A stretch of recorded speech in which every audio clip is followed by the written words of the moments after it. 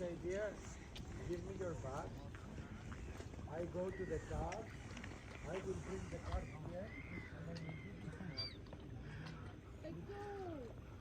No, they will stay. You see, they are looking for food.